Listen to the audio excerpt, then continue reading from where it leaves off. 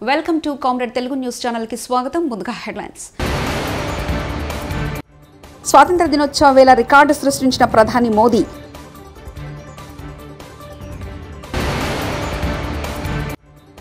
మా సిద్ధాంతం గాంధీ సిద్ధాంతం, మా వాదం గాంధీ వేదం సీఎం రేవంత్. తెలుగు వారంతా ఒకే రాష్ట్రంగా కలిసి ఉండాలని కలలు కన్నాం సీఎం చంద్రబాబు.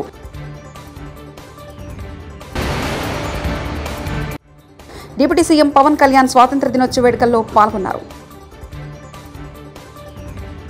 ఇక దేశవ్యాప్తంగా ఘనంగా జెండా పండుగ జరిగింది. 78వ స్వాతంత్ర దినోత్సవ సందర్భంగా ఊరువాడ అన్ని చోట్ల జాతీయ పతాకావిష్కరణ జరిగింది. ఇక ప్రధానమంత్రి నరేంద్ర మోదీ ఆధ్వర్యంలో దేశ రాజధాని న్యూఢిల్లీలో ఎర్రకోట వద్ద జెండా వందన కార్యక్రమాన్ని నిర్వహించారు. అనంతరం 11వ ఎర్రకోట వేదికగా మాట్లాడిన ప్రధాని మోదీ రికార్డు సృష్టించారు. ఏకంగా 98 నిమిషాల పాటు మాట్లాడి అత్యధిక సమయం స్వాతంత్ర దినోత్సవ ప్రసంగం చేసిన ప్రధానిగా నరేంద్ర మోదీ నిలిచారు. ఇవాళ సుదీర్ఘ ప్రసంగం చేయడంతో ఈ రికార్డు సొంతమైంది. దేశంలో నెలకొన్న అనేక సమస్యలను ప్రస్తావిస్తూ మోదీ ప్రసంగించారు. దీంతో ఆయన పేరిటే ఉన్న మునుపటి 94 రికార్డులను ఆయన బద్దలు కొట్టారు.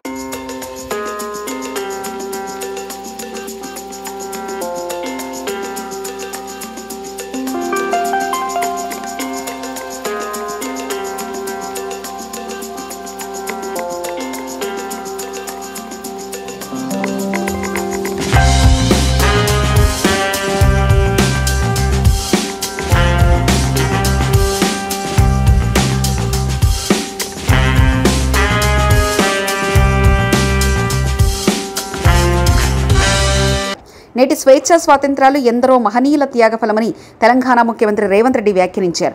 గోల్కొండ కోటపై జరిగిన స్వాతంత్ర దినోత్సవ వేడుకల్లో రేవంత్ పాల్గొన్నారు. జెండా ఆవిష్కరణ చేశారు. ఈ సందర్భంగా పోలీసులు గౌరవ వందనం స్వీకరించారు. అనంతరం అక్కడ ఏర్పాటు చేసిన సాంస్కృతిక ప్రదర్శన సీఎం తిలకించారు. ప్రజలను ఉద్దేశించి ముఖ్యమంత్రి ప్రసంగిస్తూ తెలంగాణ సాధించుకొని దశాబ్ద కాలమైన రాష్ట్ర గీతం లేని పరిస్థితి మొన్నటి వరకు ఉందని సీఎం రేవంత్ అన్నారు. ప్రముఖ ప్రజాకవి అందశ్రీ రాసిన జయ జయ హే తెలంగాణ గీతాన్ని రాష్ట్ర గీతంగా ప్రకటించి ఆ లోటును భర్తీ చేశామని, తద్వారా సాంస్కృతిక పునర్జీవనానికి నాంది పలికామని వ్యాఖ్యానించారు. హైదరాబాద్లో స్వాతంత్ర దినోత్సవ వేడుకల్లో సీఎం రేవంత్ పాల్గొని ప్రసంగించారు.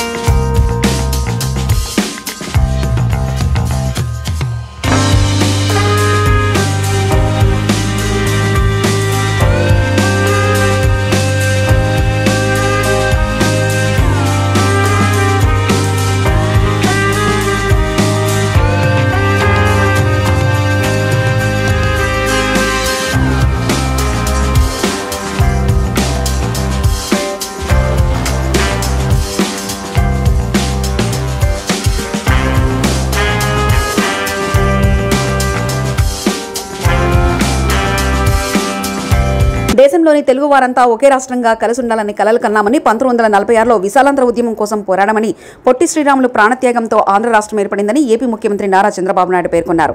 78వ స్వాతంత్ర దినోత్సవ సందర్భంగా గురువారం విజయవాడలోని ఇందిరాగాంధీ స్టేడియంలో జాతీయ జెండాను ఎగరేశారు. కర్నూలు రాజధానిగా 1953లో ఆంధ్ర రాష్ట్రం ఏర్పాటు జరిగిందని, 1956 నవంబర్ 1లో ఏర్పడిన తొలి భాషా ప్రయుక్త రాష్ట్రం ఏపీ అని పేర్కొన్నారు. ఇక 13.5% వృద్ధి రేటు రాష్ట్రం సాధించిందన్నారు. ఈజ్ ఆఫ్ డూయింగ్ బిజినెస్ లో ప్రథమంగా నిలిచిందని, 16 లక్షల కోట్ల పెట్టుబడులు ఏపీ ఒప్పందాలు చేసుకుని దేశం దృష్టిని ఆకర్షించిందన్నారు.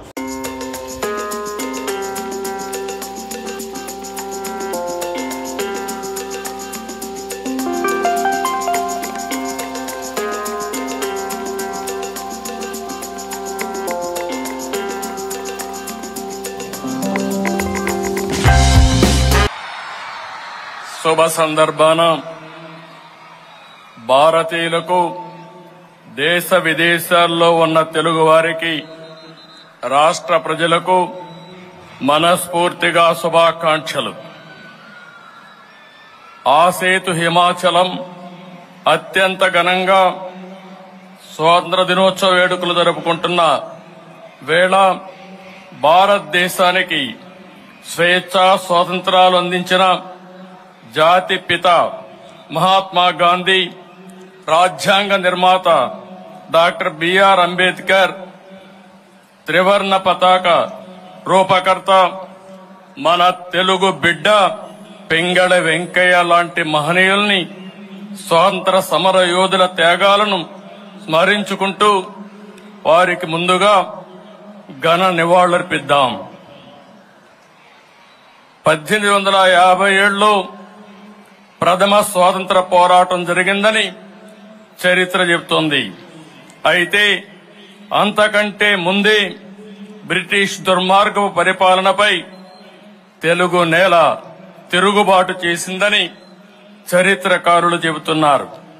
అటువంటి చైతన్యం కలిగిన గడ్డ మన తెలుగు గడ్డ. దేశంలోని తెలుగువారంతా ఒకే రాష్ట్రంగా కలిసి ఉండాలని కలలుగన్నాం.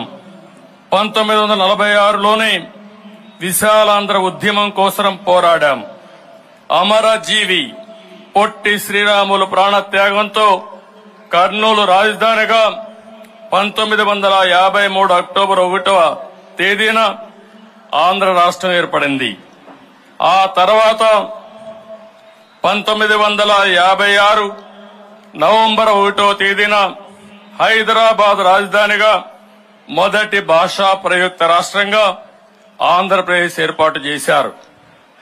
అనంతర పరిణామాలతో 2014లో రాష్ట్ర విభజనతో తెలుగు ప్రజలు 2 రాష్ట్రాలు ఏర్పడ్డాయి. ఇలా 60 ఏళ్లలో జరిగిన పరిణామాలతో ప్రతిసారి సవాళ్లతో రాష్ట్రం ప్రయాణం సాగింది. విభజనతో ఏర్పడిన నవ్యాంధ్రకు రాజధాని కూడా లేని పరిస్థితిలో నాడు పాలన ప్రారంభించాం. ఎక్కడ కూర్చుని పని చేయాలో కూడా తెలియనటువంటి అనిశ్చిత పరిస్థితి నుంచి పాలన మొదలుపెట్టి ప్రభుత్వాన్ని పట్టాలు ఎక్కించాం. మాకున్న అనుభవం, ప్రజల సహకారం, కష్టపడే తత్వంతో కొద్ది కాలంలోనే నిలదొక్కున్నాం. సంక్షేమ అభివృద్ధి కార్యక్రమాలకు రూపకల్పన చేసుకుని డిప్యూటీ సీఎం పవన్ కళ్యాణ్ స్వాతంత్ర దినోత్సవ వేడుకల్లో పాల్గొన్నారు. 78వ స్వాతంత్ర దినోత్సవ సందర్భంగా కాకినాడ పోలీస్ పరేడ్ గ్రౌండ్ లో పవన్ పాల్గొని జాతీయ జెండాను ఆవిష్కరించారు. అనంతరం పోలీసుల గౌరవ వందనాన్ని స్వీకరించారు. డిప్యూటీ సీఎం ఆపై ప్రజలను ఉద్దేశించి పవన్ ప్రసంగిస్తూ రాష్ట్రంలో శాంతి భద్రతలు గత వైసీపీ ప్రభుత్వంలో పూర్తిగా క్షీణించాయన్నారు. శాంతి భద్రతలు లేకపోతే రాష్ట్రంలో పెట్టుబడడానికి ఎవరూ ముందుకు రారు అన్నారు.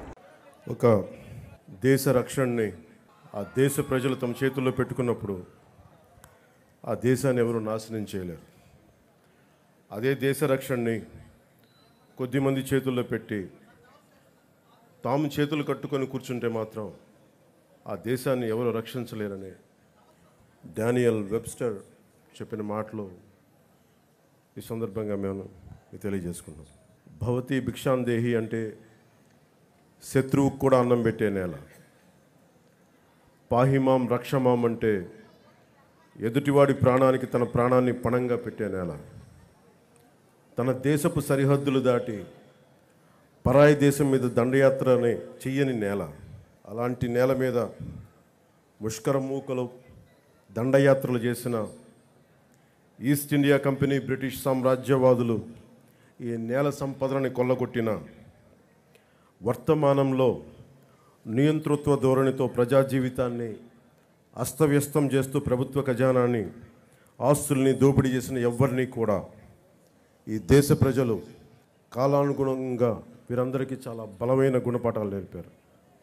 అలాంటి ధైర్య సాహసాలతో నిండి ఉన్న నా భారతదేశ ప్రజలకి, నా అన్నదమ్ములకి, నా అక్క చెల్లెళ్ళకి, పెద్దలకి, పిన్నలకి, మహిళలకి, మబ్బుల్లో పరిగెత్తే పిడుగుల్లాంటి యువతీ యువకులకి 78వ స్వాతంత్ర దినోత్సవ శుభాకాంక్షలు. ఈ వేడుకలకు విచ్చేసిన ప్రజాప్రతినిధులు, అధికార అనధికార ప్రముఖులు, జిల్లా ప్రజలందరికీ నా హృదయపూర్వక స్వాతంత్ర దినోత్సవ శుభాకాంక్షలు.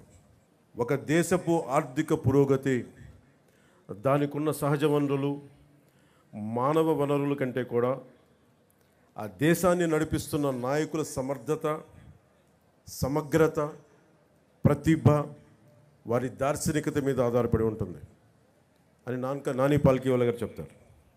ఈ 78 ఏళ్ల కాలగమనంలో, అత్యంత కష్టకాలంలో విభజన కల్లోలాలని తట్టుకుంటూ, దేశ సమగ్రతని కాపాడుకుంటూ, డ్యాములు కట్టి, కాలువలు తవ్వి, హరిత విప్లవం కోసం రంగం సిద్ధం చేసిన పండిట్ జవహర్లాల్ నెహ్రూ గారు ఉన్నారు. జై జవాన్ జై కిసాన్ నినాదంతో దేశాన్ని ముందుకు నడిపించిన శ్రీ లాల్ బహదూర్ శాస్త్రి గారు ఉన్నారు. బంగ్లాదేశ్ ఆవిర్భావానికి శ్రీకారం చుట్టిన అపర దుర్గాదేవిగా పేరు తెచ్చుకుని అభివర్ణించబడే ఇందిరాగాంధీ గారు, మీరు హిస్టరీ కాదు, మీరు జాగ్రఫీని సృష్టించారనే పేరు తెచ్చుకున్న ఇందిరాగాంధీ గారు ఉన్నారు. శ్రీమతి ఇందిరాగాంధీ గారు ఉన్న బంగారు నిల్వలు కూడా అమ్ముకోవాల్సిన దుస్థితిలో తన మేధా సంపత్తితోటి, విశిష్టమైన రాజకీయ అనుభవంతో ఆర్థిక సంస్కరణలు పట్టుకొచ్చి భారతదేశాన్ని తిరిగి ప్రపంచ పటంలో పెట్టిన గొప్ప వ్యక్తి, దార్శనికుడు పివి నరసింహారావు గారు ఉన్నారు. ప్రతి దశాబ్దానికి భారత భూభాగం మీద దండయాత్ర చేసే శత్రు దేశాలకి, వాటిని నడిపించే నాయకులకి వారి దేశ 5 ఏళ్ల వైసీపీ పాలనలో సామాన్యుడు ఎన్నో కష్టాలు పడ్డారని ఆంధ్రప్రదేశ్ ముఖ్యమంత్రి నారా చంద్రబాబు నాయుడు పేర్కొన్నారు. పేదవాడికి ఆకలి తీర్చడమే తమ ప్రభుత్వ లక్ష్యమన్నారు. పేద ప్రజలకు కడుపు నిండా అన్నం పెడితే ఎంతో మానసిక ఆనందం కలుగుతుందన్నారు. గతంలో తెలుగుదేశం ప్రభుత్వం ఏర్పాటు చేసిన అన్నా క్యాంటీన్లను వైసీపీ ప్రభుత్వం అధికారంలోకి వచ్చిన తర్వాత మూసివేసిందన్నారు. రాష్ట్ర వ్యాప్తంగా అన్నా క్యాంటీన్లను ఏర్పాటు చేసి పేద ప్రజల ఆకలి కష్టాలు తీర్చే ఉద్దేశంతో తాము ప్రభుత్వం ముందుకెళ్తుందామన్నారు.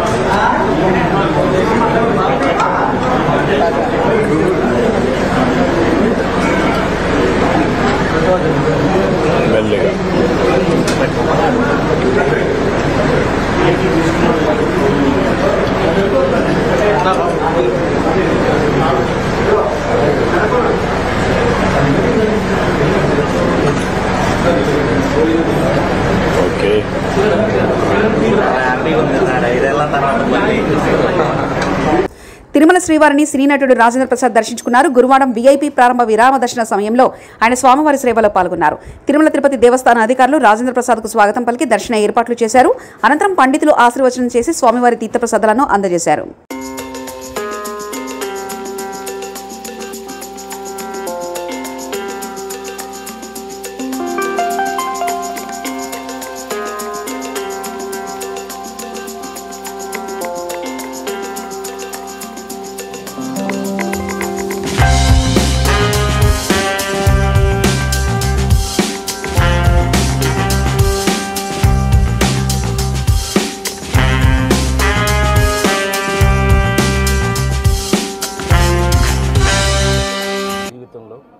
రకరకాల వేషాలు ఇస్తూ రకరకాల పాత్రలతో మీ ముందుకు వచ్చిన నేను ఇవాళ కల్కి వరకు కూడా ఒక కొత్త పాత్రలు చేయడం జరిగింది.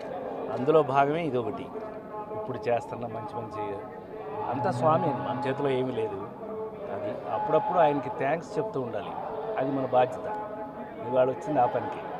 సో ఒక కొత్త రాజేంద్ర ప్రసాద్ని మళ్ళీ మీరు చూడడానికి ఆయన బ్లెస్సింగ్స్ కోరుతూ వచ్చాను. మీ అందరికీ తెలుసు, ఆయన వేసిన భిక్ష రాజేంద్ర ప్రసాదము, ఆ కాటేజ్ కూడా ఎలా ఉందని అప్పుడప్పుడు చూడటం నా బాధ్యతగా, స్వామివారికి రోజు కరెక్ట్గా జరుగుతుందో లేదో చూడాలనే బాధ్యతతో స్వామివారి ఇచ్చిన బాధ్యత నెరవేరుస్తూ మీ అందరూ కూడా జీవితంలో ఒక కొత్త వెలుగులతో, కొత్త జీవితాలతో బాగా కష్టపడి, అందరూ కష్టపడిందే తినొద్దండి, అరగదు. కష్టపడి తింటేనే అరుగుతుంది. ఇప్పటివరకు నేను పనిచేస్తూనే ఉన్నాను. షూటింగ్ నుంచే వచ్చాను, షూటింగ్కే వెళ్తాను. సో మరొకసారి ఆ స్వామివారి ఆశీర్వచనాలు మీ అందరికీ ప్రతి ఇంట్లోనూ పరిపూర్ణంగా ఉండాలని, ఈ నన్ను చూస్తున్న మీ అందరికీ కూడా ఆ స్వామి గొప్ప జీవితాన్ని, గొప్ప ఆనందాన్ని ఇవ్వాలని మనస్ఫూర్తిగా కోరుకుంటున్నాను. స్వాతంత్ర దినోత్సవ వేళ రికార్డు సృష్టించిన ప్రధాని మోదీ.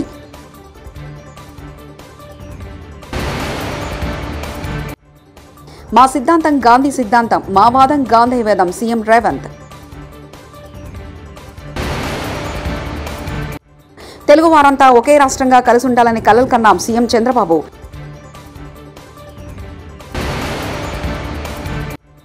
డిప్యూటీ సీఎం పవన్ కళ్యాణ్ స్వాతంత్ర దినోత్సవ వేడుకల్లో పాల్గొన్నారు. ఇవి బులెటిన్ విశేషాలు. చూస్తూనే ఉండండి కామ్రేడ్ తెలుగు న్యూస్ ఛానల్. ప్రతినిధి ఒంటేరు రమేష్ చంద్ర పరకాల.